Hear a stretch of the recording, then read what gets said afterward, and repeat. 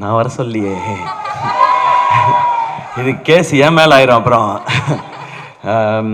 இங்கே வந்திருக்கிற எனக்கு பிடித்த பேசவா வேணாவா? கிளம்பில எல்லாருமே கிளம்பிடலாம், டைம் ஆகுது. இங்கே வந்து இந்த விழாவை சிறப்பான ஒரு விழாவை ஆக்குனது மட்டும் இல்லாமல் மனசுல இருந்து அவ்வளவையும் பாராட்டுகளாக கொடுத்த எனக்கு பிடித்த இயக்குனர்கள் எல்லாருக்கும் வணக்கம், நன்றி. கொட்டுக்காளியோட டீம் எல்லாருக்கும் வணக்கம். இங்கே வந்திருக்கிற பத்திரிகையாளர்கள், தொலைக்காட்சி நண்பர்கள், இணையதள நண்பர்கள், ஃபோட்டோகிராஃபர்ஸ், கேமராமேன் எல்லாருக்கும் நன்றி, வணக்கம். இது முதல்ல நான் கூழாங்கல் படம் பார்த்தேன். எனக்கு அருண் விஸ்வா கூப்பிட்டு போய் நம்மளோட ஃப்ரெண்டு ஒருத்தர் நீங்கள் இந்த படம் பாருங்கள் அப்படின்னு சொன்னார். நான் அந்த படம் பார்த்தேன். உண்மையிலே எனக்கு அதை புரிஞ்சுக்கிறதுக்கு ரொம்ப ரொம்ப சிரமமாக இருந்தது. எனக்கு நான் ஏற்கனவே சொன்னதான், நான் நிறைய உலக சினிமாக்கள்லாம் பார்த்ததில்லை. எனக்கு தெரிஞ்சதெல்லாம் தமிழ் சினிமாவில் என்னென்ன படங்கள்லாம் வந்திருக்கோ அதெல்லாம் பார்த்துருக்கேன். இங்கே இருக்கிறது மட்டும்தான். இதில் வித்தியாசமாக வந்த படங்கள் எல்லாம் தான் எனக்கு ஓரளவுக்கு இருக்கிற புரிதல். அந்த படத்தை புரிஞ்சுக்கிறதுக்கு ரொம்ப சிரமமாச்சு. அப்புறம் பேசி தெரிஞ்சுக்கிட்டேன். அப்புறம் அவர் ஒரு அவார்டு வாங்கினார் அப்படின்னு சொன்னாங்க, ராட்டர்டாம் ஃபெஸ்டிவல். நமக்கு அதிகமாக வெளியே தெரிஞ்ச festivals Cannes film festival, Oscar மட்டும்தான் நமக்கு தெரியும். இது ராட்டர்டாம் ஃபிலிம் ஃபெஸ்டிவல்னு சொன்னாங்க. அதில் அவர் அவார்டு வாங்கியிருக்காரு அப்படின்னாங்க. ஓ அப்படியா, ஓகே அப்படின்னு சொன்னேன். நமக்கு தெரில.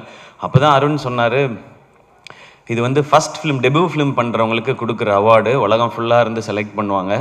இந்த அவார்டை ஏற்கனவே வாங்கினவர் கிறிஸ்டோஃபர் நோலன் அப்படின்னு சொன்னார். நான் அப்படியே பார்த்தேன் அவரை, வினோத்தை பார்த்துட்டு, எந்த ஊர் பிரதர் உங்களுக்கு அப்படின்னு. அண்ணே இங்கே தானே, மதுரை தானே அப்படின்னாரு. எனக்கு ஒரு மாதிரி அப்படியே கூஸ் பம்ஸ் ஆயிடுச்சு. மதுரையிலேருந்து போய் ஒரு இன்டர்நேஷ்னல் ஃபிலிம் எடுத்து கிறிஸ்டோஃபர் நோலன் வாங்கின அவார்டை ஒருத்தன் நம்ம ஊரில் வாங்கியிருக்கான், ஏன் இது வெளியே தெரியவே இல்லை அப்படின்னு நான் அருண்கிட்ட கேட்டேன். இல்லை தெரியலங்க, அந்த படம் எப்போ தான் ரிலீஸு, அதை ரிலீஸ் பண்ணி இதை ஒரு மொமெண்ட் ஆக்கலாமேன்னும் போது அது என்ன காரணங்கள் எனக்கு தெரியல, அதுக்குள்ளே நான் போக விரும்பல, அது கரெக்டாக நடக்கலைன்னும் போது அப்போ நான் அருண்கிட்ட சொன்னேன், அவரோட அடுத்த படம் நான் ப்ரொடியூஸ் பண்ணுறேன், அவர் என்ன கதை வச்சுருக்காருலாம் தெரியல, என்னவாக இருந்தாலும் நான் பண்ணுறேன், கதைக்காக நான் பண்ணுறதுன்ற தாண்டி இப்படி ஒருத்தனை செலிப்ரேட் பண்ணுறதுக்காக நான் இந்த படம் பண்ணுறேன்னு. இந்த படம் ஆரம்பிக்கப்பட்டதுக்கான ஒரே காரணம் வினோத் ராஜ் அப்படிங்கிற ஒருத்தரை செலிப்ரேட் பண்ணுறதுக்காக மட்டும்தான்.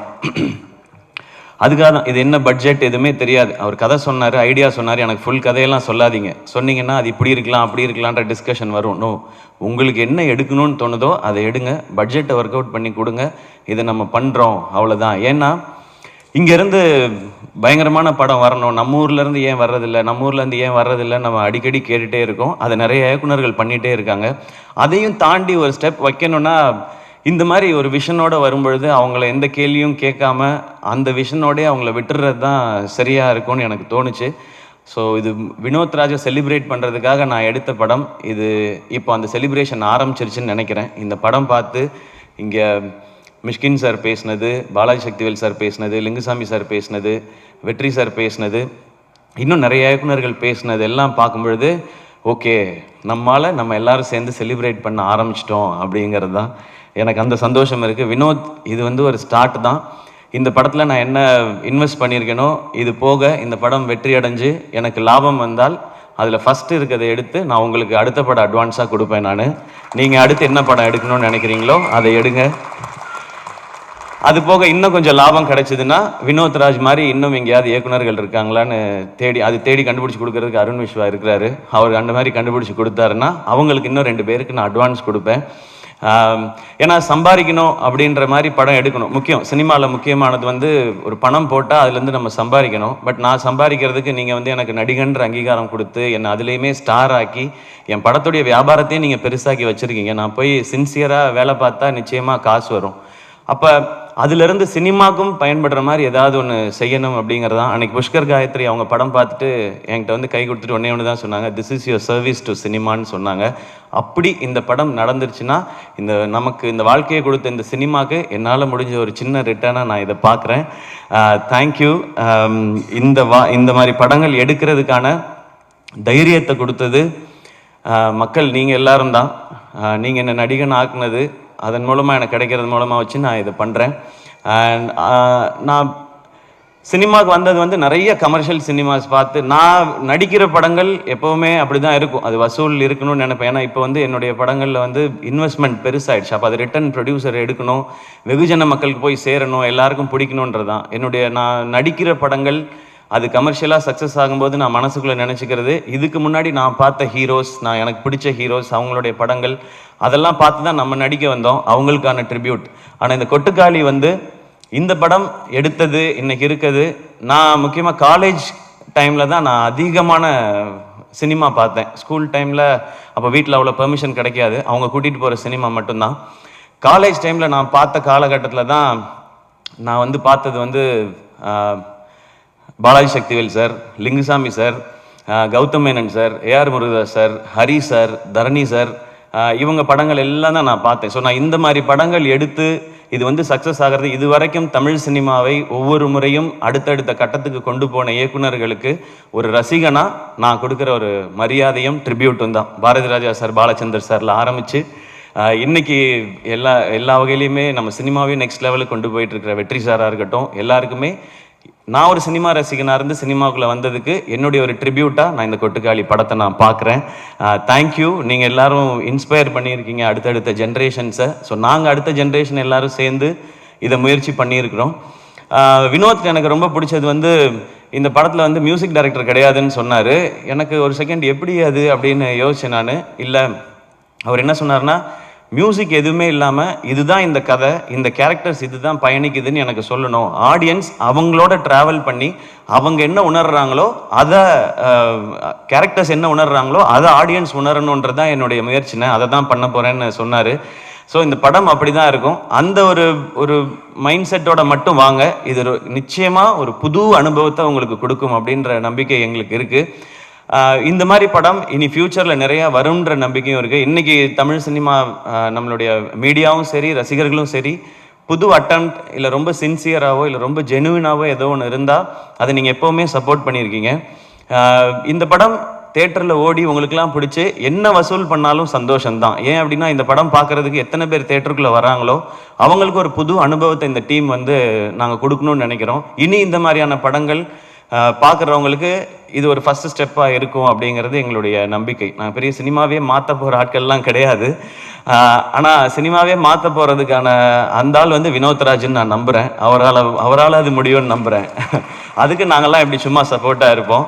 அண்ட் அனபென், உங்களோட ஹெலன் பார்த்துருக்கேன், கப்பெல்லா இதெல்லாம் பார்த்துருக்கோம். உங்களோட பெர்ஃபார்மன்ஸ் எப்படின்றது தெரியும்.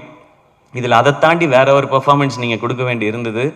அதை ரொம்ப எக்ஸ்ட்ராடினரியாக கொடுத்துருக்காங்க. அவங்க பேர் சொல்லும்போது எனக்கு எக்ஸைட்டிங்காக இருந்தது. இந்த மாதிரி கதைக்கு இவங்கள மாதிரி ஒருத்தர் தான் கரெக்டுன்னு.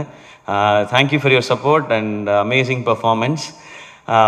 இந்த படத்தில் நடித்த எல்லாருமே அவ்வளோ சூப்பராக பண்ணியிருந்தாங்க. நான் எல்லாரையும் அந்த ப்ரிவ்யூ ஷோவில் பார்க்கும்போது அவங்க எல்லாத்தையும் தனித்தனியாக பேசினேன். அவங்கள பார்க்கும்போது நமக்கு ஏற்கனவே ரொம்ப பழக்கப்பட்டவங்களா தெரிஞ்சாங்க. அவங்களோட ஏற்கனவே நான் பழகியிருக்கேனே அப்படின்ற மாதிரி இந்த படம் பார்க்கும்போது. அண்ட் சினிமாட்டோகிராஃபர் பிரதர், இது ரொம்ப டஃப் டு ஷூட். ஏன்னா அவங்க எப்படி பண்ணாங்கன்னா, ஒரு மாதம் ஃபுல்லாக ரிஹர்சல் பண்ணாங்க, அதுக்கப்புறம் தான் படம் ஷூட்டிங் பண்ணாங்க. ஸோ எங்கே ஷூட்டிங் நடக்குதோ அங்கேயே ரிஹர்சலும் பண்ணி அப்படி தான் ஷூட் பண்ணாங்க.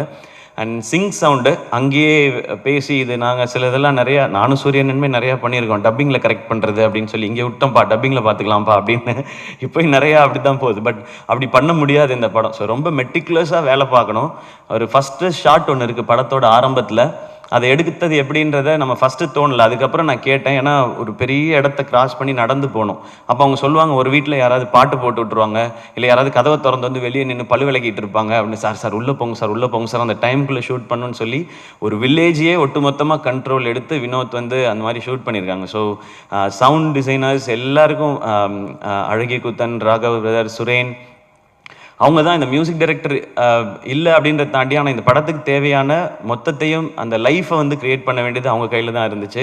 அவங்களுக்கும் என்னுடைய தேங்க்ஸ் அண்ட் வாழ்த்துக்கள். அண்ட் கணேஷ் சிவா எடிட்டர், அவர் என் ஃப்ரெண்ட் நவநீதனோட தம்பி அவர். ஸோ இன்னும் கொஞ்சம் பர்சனல் தான் அவரோட ஒர்க் சூப்பராக. ட்ரெய்லர் ரொம்ப ரொம்ப நல்லா இருந்தது.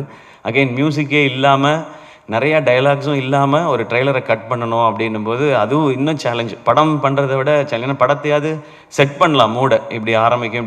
ட்ரெய்லரை அப்படி பண்ண முடியாது, டைம் எடுத்துக்க முடியாது. அதுக்குள்ளே ஒரு ஃபென்டாஸ்டிக் ட்ரெய்லர் கொடுத்துருக்காங்க. அண்ட் அசிஸ்டன்ட் டைரக்டர்ஸ் எல்லாருக்கும் என்னுடைய வாழ்த்துக்கள். ஃபைனலாக சூரியனை, சூரியனை வந்து ஒரு காமெடியன் டு ஹீரோ அப்படின்றதெல்லாம் தாண்டி எப்போவுமே அவர் எனக்கு தெரிஞ்ச வகையில் அவர் ஒரு சூப்பர்வான ஆக்டர். அவரால் ஏன் இந்த மாதிரி கதைகளை வந்து ரொம்ப சிறப்பாக பண்ண முடியுதுன்னா அவருடைய லைஃப் எக்ஸ்பீரியன்ஸ் அந்த மாதிரி. அவர் வந்து மேபி என்ன மாதிரிலாம் காலேஜில் போய் டயத்தை வேஸ்ட் பண்ணாமல் வாழ்க்கைக்கு எது தேவையோ அதை வாழ்க்கைக்குள்ளேருந்தே எடுத்துக்கிட்டு வந்துட்டாருன்னு நினைக்கிறேன். அவருக்கு அவ்வளோ லைஃப் இருக்குது. அவரை நீங்கள் பார்க்கும்போது ரொம்ப காமெடியான ஒருத்தராக தான் எல்லாருக்குமே தெரியும், ரொம்ப இன்னசென்ட்டுன்னு தான் தெரியும். பார்க்க தான் மாணிக்கம், ஆனால் அவர் அப்படி கிடையாது. ஊரில் அவர் பயங்கரமான ஒரு ஆள். அவருடைய கதைகள் கேட்டால் அதுக்குள்ளே எல்லாமே இருக்குது. அவர் வாழ்ந்த வாழ்க்கைக்குள்ளே அவ்வளோ இருக்குது. அது மனசுக்குள்ளேருந்து அவர் வெளிப்படுத்தும் போது இந்த மாதிரியான பெர்ஃபார்மன்ஸ் வருதுன்னு நான் நம்புகிறேன். விடுதலை அவருக்கு ஒரு பெரிய டைமென்ஷன். அதை வந்து வெற்றி சார் வந்து கொடுத்தாங்க. அப்போ அந்த விடுதலை நடந்துட்டு இருக்கும்போதே இந்த கொட்டுக்காளி அந்த படம் பண்ணாங்க. நான் கொட்டுக்காளி ரஷஸ் பார்த்துட்டு சொன்னேன், அண்ணா விடுதலை படத்தில் வெற்றி சார் வந்து உங்களை பயங்கரமாக ஒர்க் வாங்கியிருப்பாங்கன்னு. அவங்க வந்து யாருனாலுமே பயங்கரமாக நடிக்க வச்சுருவாங்க. பட் எனக்கு என்னமோ தோணுது கொட்டுக்காளி படம் அதை விட 1 மார்க் எக்ஸ்ட்ரா வாங்கிடும்னு நினைக்கிறேண்ணே உங்களோட ஆக்டரா அப்படின்னு சொல்லி. எனக்கு அதுதான் ஃபஸ்ட்டு ரஷஸ். அப்போ நான் விடுதலை பார்க்கல. நான் விடுதலை பார்க்காமலே எனக்கு தோணுனது அதுதான். ஏன் அப்படின்னா மேபி அது இன்னும் நெருக்கமாக அவரை நமக்கு காட்டினதுனால. அண்ட் இதில் ஒரு சின்ன ஒரு ஷேடு இருக்குது. அது இது வரைக்கும் நம்ம சூரியன்கிட்ட பார்க்காத ஷேடு. அதனால எனக்கு அது தோணிகிட்டே இருந்துச்சு. அண்ட் கருடன் அது வந்து கருடன் இந்த பிளானில் இருக்குன்னே எனக்கு தெரியாது. வந்து ஒரு பெரிய கமர்ஷியல் சக்ஸஸ் கொடுத்தேன். இந்த வருஷம் சக்ஸஸ்ஃபுல்லாக ஓடின படங்களில் முக்கியமான இடத்துல கருடன் இருக்குது. ஒரு 3-4 ஃபிலிம்ஸ் தான் இருக்குதுன்னு நினைக்கிறேன், ஒரு ப்ராப்பர் பிளாக் பஸ்டர் ஃபிலிம்னு. அதில் கருடன் இருக்குது. ஸோ கமர்ஷியல் சக்ஸஸும் கொடுத்துட்டாரு. நான் கம்பேர் பண்ணுறேன்னு நினைக்க வேணாம். எனக்கு வந்து நான் காலேஜ் படிக்கும்போது ஞாபகம் இருக்குது, விக்ரம் சாருக்கு வந்து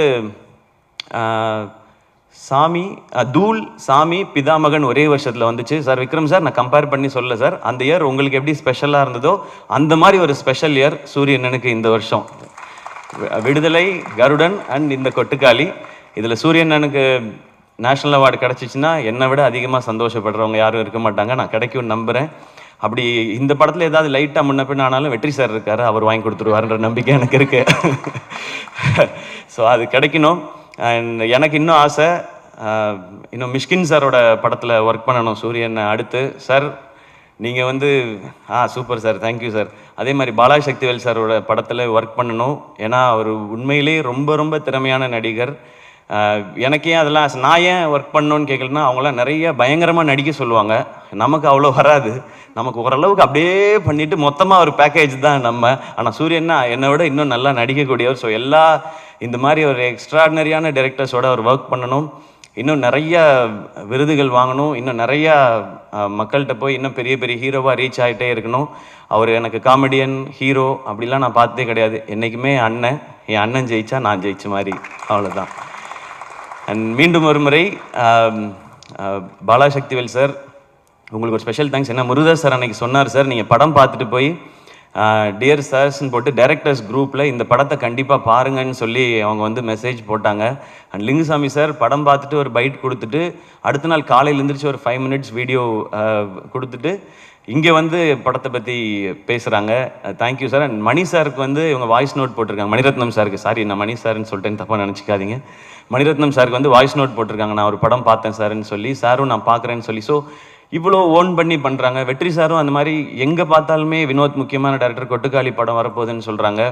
அண்ட் மிஷ்கின் சார் எனக்கு தெரிஞ்சு நாங்கள் யாரும் எந்த கண்டென்ட்டும் இந்த படத்தை ப்ரமோட் பண்ணுறதுக்கு இதுக்கப்புறம் கொடுக்க வேண்டிய அவசியமே இல்லைன்னு நினைக்கிறேன்.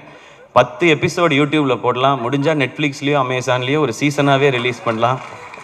மிஷ்கின் சாரும் கொட்டுக்காளி ஆடியோ லான்ச்சுன்ற பேரில் எனக்கு தெரிஞ்சு அது கொட்டுக்காளியோட அதிக OTT ரைட்ஸ் போகிறதுக்கு வாய்ப்பு நிறையா இருக்குது. அவ்வளோ கண்டென்ட். ஏன் அவங்களுக்கு இதில் எதுவுமே பெனிஃபிட் இல்லையே, ஆனால் அதுதான் அவங்க சினிமா மேலே வச்சுருக்க காதல். இதுக்கு எவ்வளோ நன்றி சொன்னாலும் பத்தாது. எனக்கு ரொம்ப சந்தோஷம், இந்த சினிமாவில் இயக்குனர்கள் ஆவது இவ்வளோ ஒற்றுமையாக இருக்காங்களேன்னு நினைக்கும் போது எனக்கு ரொம்ப சந்தோஷமாக இருக்குது.